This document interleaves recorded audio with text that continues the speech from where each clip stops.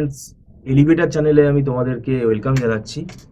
তোমরা যারা MAKAUT university থেকে বিটেক পড়ছো এবং যারা কম্পিউটার সায়েন্স বা ইনফরমেশন টেকনোলজি ব্রাঞ্চের স্টুডেন্ট, আমি তোমাদের বলবো তোমরা থার্ড সেমেস্টারের পরীক্ষাটা ভালো করে দাও।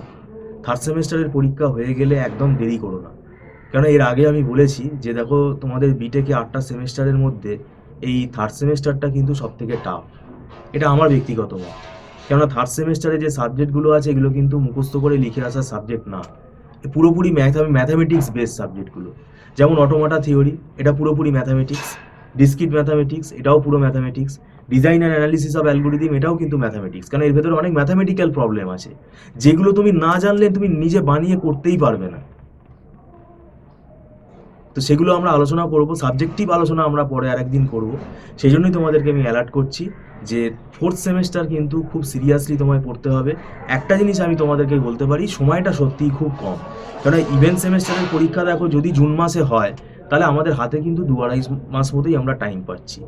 তো যাই হোক, আমাদের এখানে অনলাইন ক্লাসে যদি তোমরা আগ্রহী থাকো তাহলে তোমরা জয়েন করতে পারো।